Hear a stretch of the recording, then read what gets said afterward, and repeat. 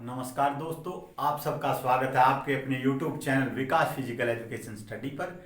मैं आपका साथी विकास लगातार आपकी परीक्षा की तैयारी के लिए बना हुआ हूँ। एक छोटा सा दिया हूँ दोस्तों, खुद जलकर आपका आशियाँ रोशन करना चाहता हूँ। मेरी भावनाओं को आप समझेंगे। और आज का टॉपिक है हमारा, आपकी रिक्वायरमेंट आएगी ग्लैंड्स, ग्रंथियाँ। ये जो 9वीं से लेकर 12वीं तक का सिलेबस है उसमें भी आती हैं और आपकी परीक्षा के लिए बहुत ही उपयोगी है ग्लैंड्स। चलो चलते हैं। पहली ग्लैंड्स कौन सी? हाइपोथैलेमस। थैलेमस, इसे हेडमास्टर ग्लैंड भी कहा जाता है। ये कहाँ होती है? मस्तिष्क के मध्य मस्तिष्क में होती है। यह मध्य मस्तिष्क में होती है। हेडमास्टर ग्लैंड भी कहा जाता है इसे, हेडमास्टर ग्लैंड। सेट पॉइंट भी कहा जाता है इसे, सेट पॉइंट भी इसे कहा जाता है। हेडमास्टर ग्लैंड भी इसे कहा जाता है। मध्य मस्तिष्क में होती है। क्या काम करती है मुख्य रूप से? यह शरीर का ताप नियंत्रित करती है। दोबारा बता देता हूं, हाइपोथैलेमस मध्य मस्तिष्क में होती है और यह हेडमास्टर ग्लैंड कहलाती है। इसे सेट पॉइंट भी कहा जाता है और इसका मुख्य कार्य क्या है? शरीर का तापमान नियंत्रित करना। शरीर का तापमान नियंत्रित करती है यह।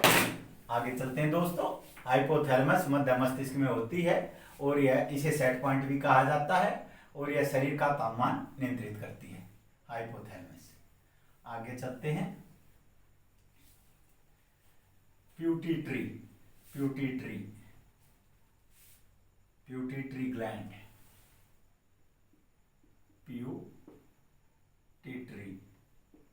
प्यूटिट्री ग्लैंड ये कहाँ होती है? प्यूटिट्री हाइपोथैलेमस के निचले हिस्से पर लटकी हुई।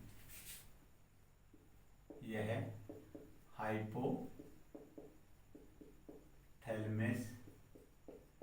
के निचले हिस्से पर लटकी हुई होती है। निचले हिस्से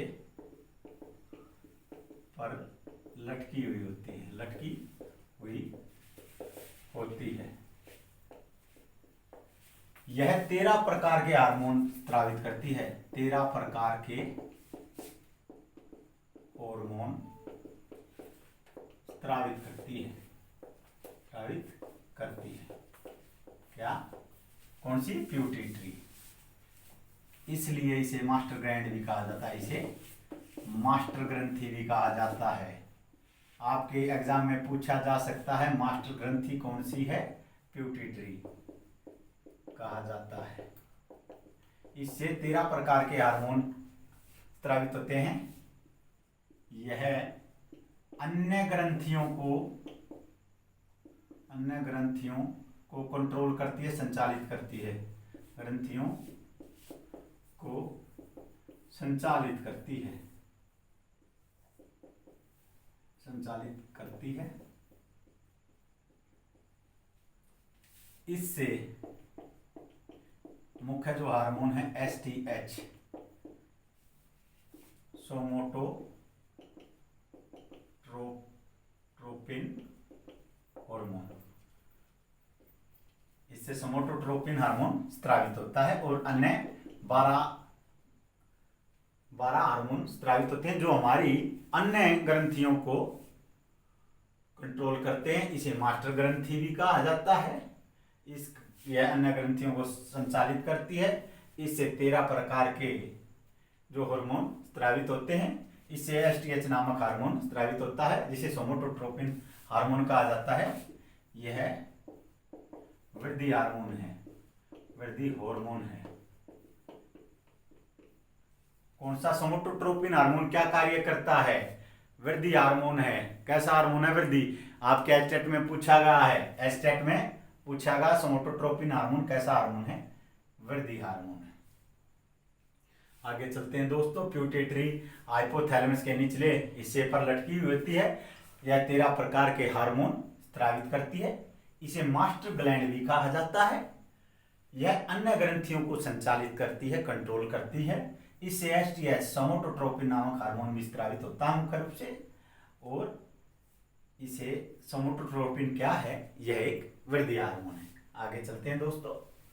पिनियल एक इसके बराबर में ही प्यूटिटरी हाइपोथैलेमस में होती है, मस्तिष्क में हुई होती है पिनियल ग्रंथि।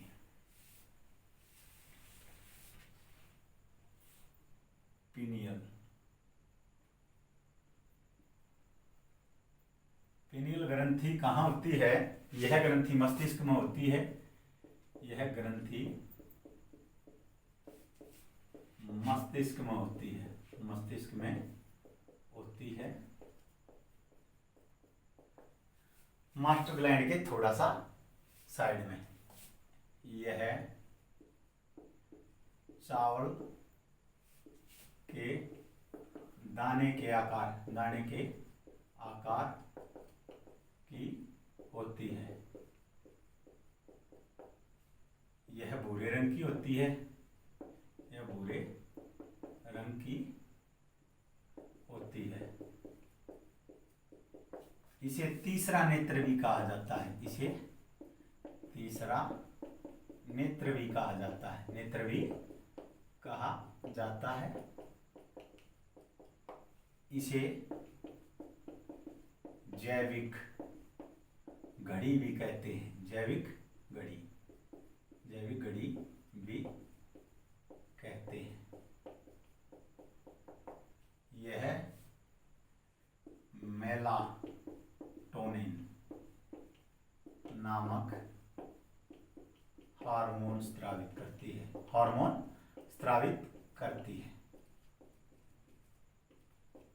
दोबारा बता देता हूं दोस्तों। पिनियल ग्रंथि हमारे मस्तिष्क में होती है। यह ग्रंथि चावल के दाने के आकार की होती है। यह भूरे रंग की होती है। कैसे रंग की होती है? भूरे रंग की। इसे तीसरा नेत्र भी कहा जाता है। इसे जैविक घड़ी भी कहते हैं। इससे मेलाटोनिन नामक हार्मोन स्रावित होता है। कौन सा? मेलाटोनिन। यह 8 mm से 5 mm की होती है। 5 mm की इसका आकार है। बिल्कुल छोटी सी ग्रंथि है। पिनियल ग्रंथि मस्तिष्क में होती है और यह चावल के दाने के आकार की होती है, भूरे रंग की होती है। इसका तीसरा नेत्र भी कहा जाता है। इसे जैविक घड़ी भी कहते हैं और मेलाटोनिन नामक हार्मोन इससे स्रावित होता है। आगे चलते हैं दोस्तों। थायराइड। हमारी ग्रंथियां 3 प्रकार की हैं, अंतस्रावी, बहिस्रावी और जो एक मिश्रित ग्रंथि है। थायराइड आउटू ग्रंथि भी कहा जाता है इसे। थायराइड। एग्जाम में आपको इंग्लिश वर्जन जरूर पढ़ना है जहां क्वेश्चन आपको समझ में नहीं आए। आउटू ग्रंथि यह ट्रैकिया के दोनों ओर होती है। यह गले में ट्रैकिया श्वास नली के दोनों ओर होती है। दोनों ओर होती है। यह सबसे बड़ी पेपर में पूछा जा सकता है अंतस्रावी ग्रंथि है और शरीर की दूसरी सबसे बड़ी ग्रंथि है। दूसरी सबसे बड़ी ग्रंथि है।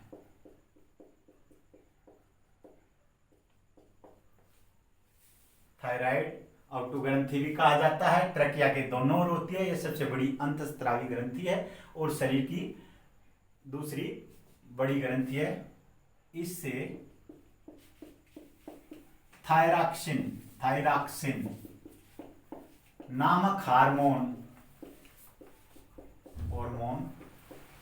स्रावित होता है। कौन सा हार्मोन? थायरॉक्सिन। आयोडीन इसके निर्माण में मदद करता है,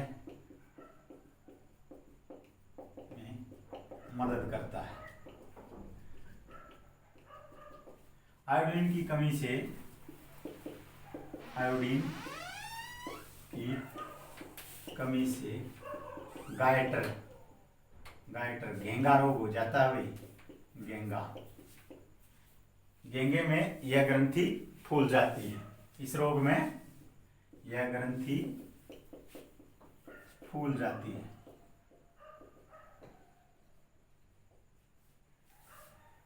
इसका थायरॉक्सिन का कम हार्मोन स्रावित होना, कम थायरॉक्सिन स्रावित होना हाइपोथायरॉक्सिन कहलाता है।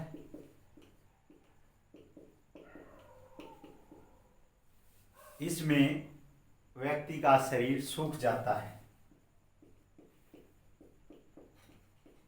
व्यक्ति का शरीर सूख जाता है, वजन घट जाता है। और हाइपो की जगह अगर हाइपर हो गया तो हाइपर थायरॉक्सिन हो गया तो वजन बढ़ जाएगा। महिलाओं में ज्यादातर देखने को मिलता है, इससे शरीर फूल जाता है। दोबारा बता देता हूं दोस्तों, आउटटू ग्रंथि थायराइड सबसे बड़ी अंतःस्रावी ग्रंथि है और शरीर की दूसरी सबसे बड़ी ग्रंथि है। यह ट्रैकिया की दो नोड होती है। ट्रैकिया क्या होती है? हमारी श्वास नली 11.2 सेंटीमीटर, इसकी औसत लंबाई है। 10 से 15 सेंटीमीटर तक इसकी लंबाई है। श्वास नली भी कहा जाता है, जिसके ऊपर एपिग्लोटिस होता है। और यह दो नोड होती है गले में। यह सबसे बड़ी अंतःस्रावी ग्रंथि है, शरीर की दूसरी सबसे बड़ी ग्रंथि है। इससे थायरॉक्सिन नामक हार्मोन स्रावित होता है। आयोडीन इसके निर्माण में मदद करता है। आयोडीन की कमी से गायटर घेंगा रोग हो जाता है, जिसमें थायराइड ग्रंथि फूल जाती है। हाइपोथायरॉक्सिन इसका कम स्राव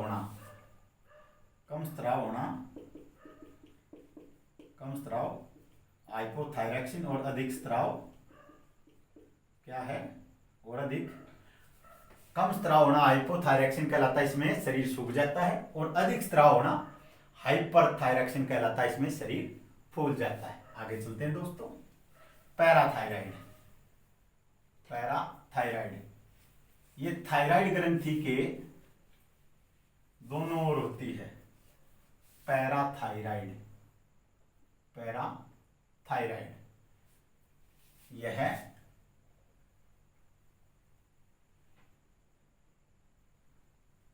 यह थायराइड ग्रंथि के दोनों ओर होती है। यह थायराइड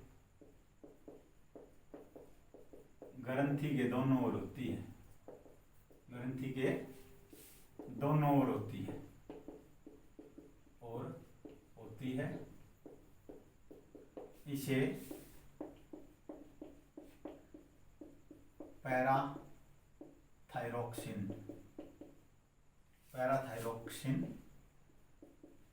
और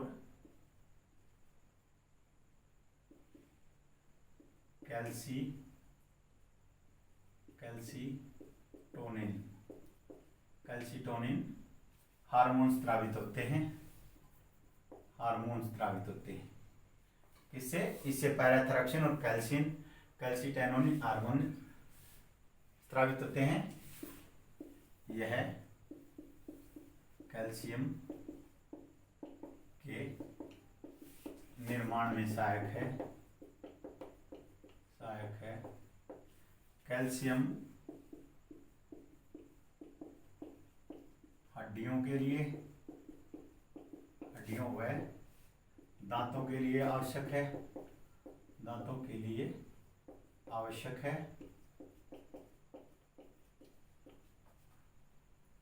और खून का थक्का जमने में मदद करता है। खून का थक्का जमने में क्या मदद करता है?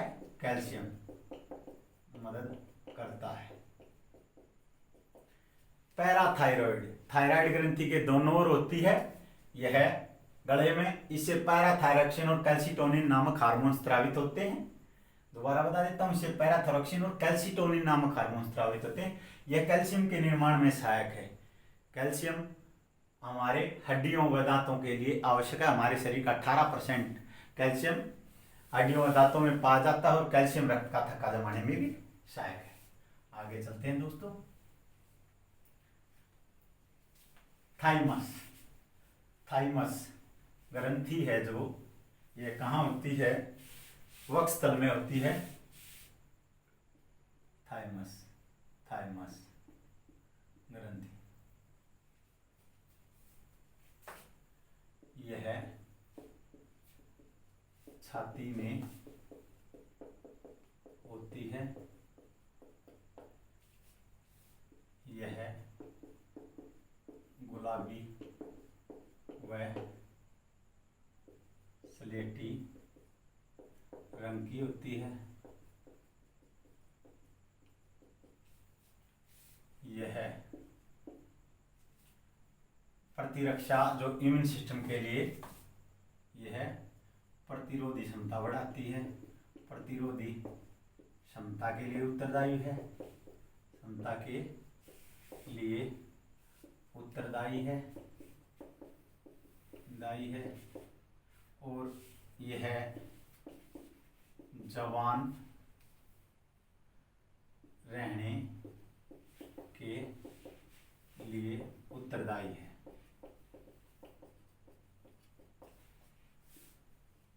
थाइमोक्सिन, थाइमोसिन, थाइमोक्सिन नामक हार्मोन इससे स्रावित होता है।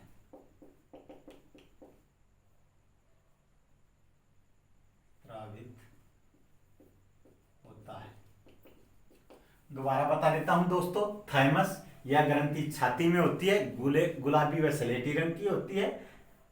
वक्षस्थल में यह प्रतिरोधी क्षमता के लिए उत्तरदायी है और यह जवान रहने के लिए भी उत्तरदायी है। थाइमोक्सिन नामक हार्मोन यह स्रावित करती है। आगे चलते हैं दोस्तों। थाइमस से आगे है हमारी यकृत। यकृत यह बहिस्रावी ग्रंथि है। यकृत यह हमारे पेट में होती है।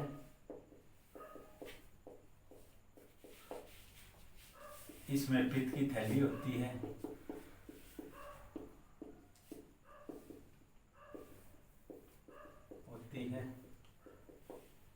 यह शरीर की सबसे बड़ी ग्रंथि है।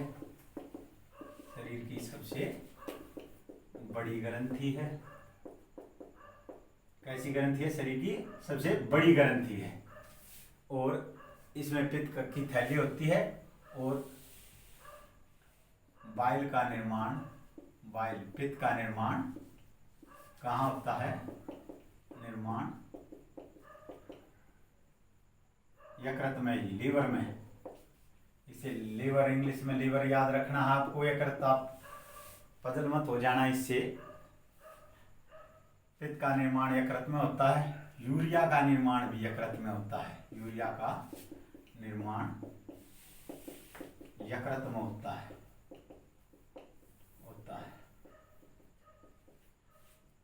यह अमोनिया और एक्स्ट्रा प्रोटीन को यूरिया में बदलता है और वही भोजन को, पित्त भोजन को पचाने में सहायक है। भोजन को पचाने में सहायक है। तो यकृत ग्रंथि क्या काम करती है? भोजन को पचाने में सहायता करती है। मेन हमारे लीवर का, हमारे पाचन संस्थान का मेन ग्रंथि है यकृत और यह शरीर की सबसे बड़ी ग्रंथि है। इसका वजन 1.5 किलोग्राम तक होता है। सभी इससे मोस्ट इंपोर्टेंट क्वेश्चन है, यकृत हमारे पेट में होती है, इसमें पित्त की थैली होती है। पित्त की थैली कहाँ होती है? पूछा गया आपके एग्जाम में।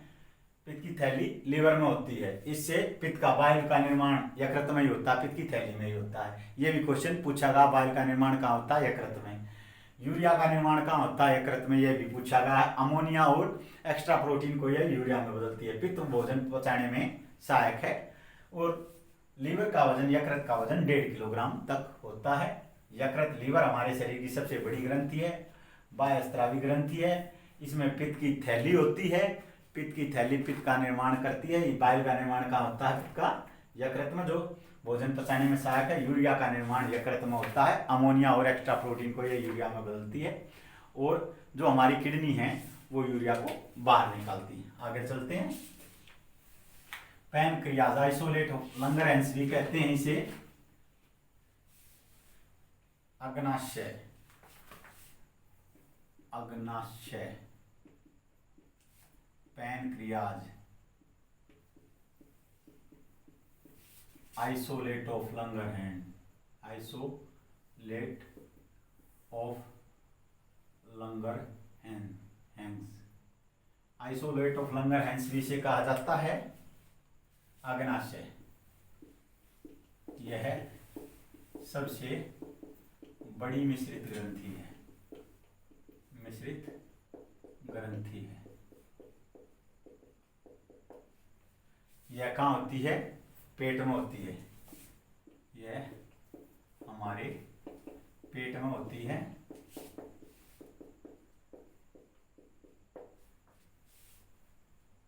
इससे इंसुलिन नामक हार्मोन, इंसुलिन नामक, मोस्ट इंपोर्टेंट क्वेश्चन है, इंसुलिन नामक हार्मोन कहां से स्रावित होता है? अग्नाशय से। इंसुलिन नामक हार्मोन स्रावित होता है, स्रावित होता है, जो रक्त शर्करा को नियंत्रित करता है,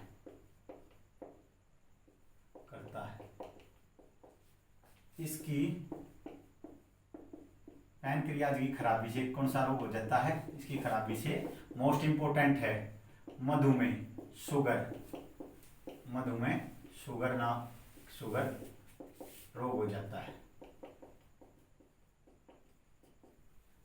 इंसुलिन, इंसुलिन क्या है? इंसुलिन एक हरे रंग का प्रोटीन है। पूछा गया है, किसी ने मेरे पास ग्रुप में भेजा था, इंसुलिन क्या है सर? इंसुलिन एक हरे रंग का प्रोटीन है।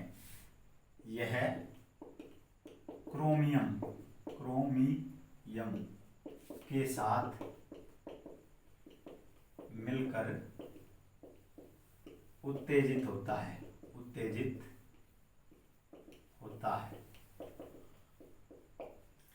अग्नाशय, पैनक्रियाज, आइसोलेट ऑफ लंगरहैंस, एक ही बात है सभी। अग्नाशय ग्रंथि है, पैनक्रियाज, आइसोलेट ऑफ लंगरहैंस, यह सबसे बड़ी मिश्रित ग्रंथि है। यह हमारे पेट में होती है। इससे जो मोस्ट इंपोर्टेंट बात है, इंसुलिन नामक हार्मोन स्रावित होता है। कहां से? अग्नाशय से। पूछा गया बहुत एग्जाम में, जो रक्त शर्करा को नियंत्रित करता है। क्या करता है? रक्त शर्करा को नियंत्रित। इसकी खराबी से मधुमेह या शुगर रोग हो जाता है। बहुत, किसकी खराबी से मधुमेह रोग होता है? ये क्वेश्चन बहुत बार आया है, मोस्ट इंपोर्टेंट है। मधुमेह रोग हो जाता है, इंसुलिन नामक हार्मोन इससे स्रावित होता है। इंसुलिन क्या है भाई? ये पूछा गया है एग्जाम में। इंसुलिन हरे रंग का प्रोटीन है, यह क्रोमियम के साथ मिलकर उत्तेजित होता है। आगे चलते हैं दोस्तों। एड्रीनल, जो सबसे बड़ी ग्रंथि, क्या बताई मैंने? सबसे बड़ी ग्रंथि यकृत है, दूसरी सबसे बड़ी ग्रंथि और सबसे बड़ी अंतःस्रावी ग्रंथि थायराइड है, और सबसे बड़ी मिश्रित ग्रंथि पैनक्रियाज है। एड्रीनल,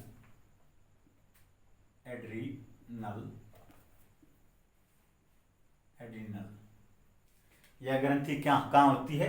यह वृक्क से, किडनी से ऊपर होती है। यह किडनी के ऊपर होती है।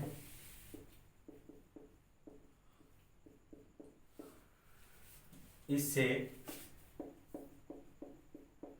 एड्रीनल नामक हार्मोन स्रावित होता है, हार्मोन स्रावित होता है, स्रावित होता है। इसे कौन सा हार्मोन स्रावित होता है? एड्रिनल। मोस्ट इंपोर्टेंट है, पूछा जा सकता है। कहाँ होती है? किडनी के ऊपर होती है। इसे जीवन रक्षक ग्रंथि भी कहा जाता है। इसे जीवन रक्षक ग्रंथि कहा जाता है, रक्षक ग्रंथि कहा जाता है। शरीर पर जब कोई आघात होता है तो यह तुरंत सक्रिय हो जाती है और एड्रिनल नामक हार्मोन स्रावित करती है, और एड्रिनल नामक हार्मोन स्रावित करती है, हार्मोन स्रावित करती है। इसे जीवन रक्षक ग्रंथि कौन सी है भाई? एड्रिनल। पूछा जा सकता है आपके एग्जाम में, या किडनी के ऊपर होती है, एड्रिनल नामक हार्मोन स्रावित करती है। शरीर पर जब भी कोई आघात पहुंचता है तो एकदम सक्रिय हो जाती है और एड्रिनल का स्राव करती है। कौन सी ग्रंथि? एड्रिनल। आगे चलते हैं दोस्तों, दोबारा बता देता हूं, यह किडनी के ऊपर होती है, एड्रिनल नामक हार्मोन स्रावित करती है, इसे जीवन रक्षक ग्रंथि कहा जाता है, और शरीर पर जब भी कोई आघात होता है तो ये तुरंत सक्रिय होकर एड्रिनल नामक हार्मोन स्रावित कर देती। आगे चलता हूं, जनन ग्रंथियां। जनन ग्रंथि,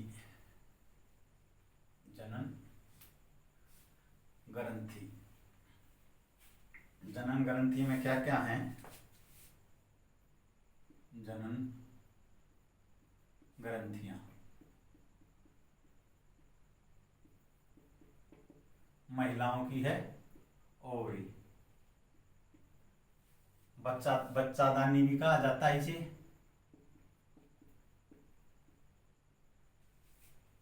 यह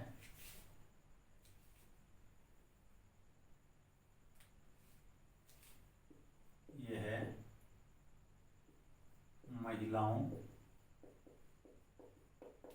में होती है। यह अपने आकार से 800 गुना तक बढ़ सकती है। 800 गुना या 1000 गुना, कहीं पे अलग अलग दिया गया है, बढ़ सकती है। जो यह जनन संबंधी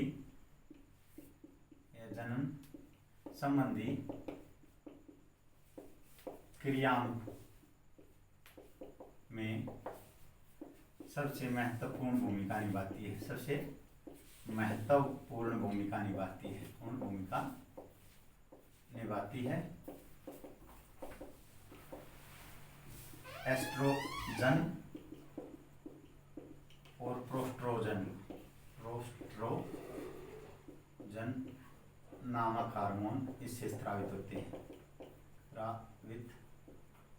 हैं। कौन कौन से? एस्ट्रोजन और प्रोस्ट्रोजन। आगे हैं टेस्टिस। हिंदी में इन्हें अंडकोश कहा जाता है। क्या कहा जाता है? अंडकोश। इससे टेस्टोस्टेरोन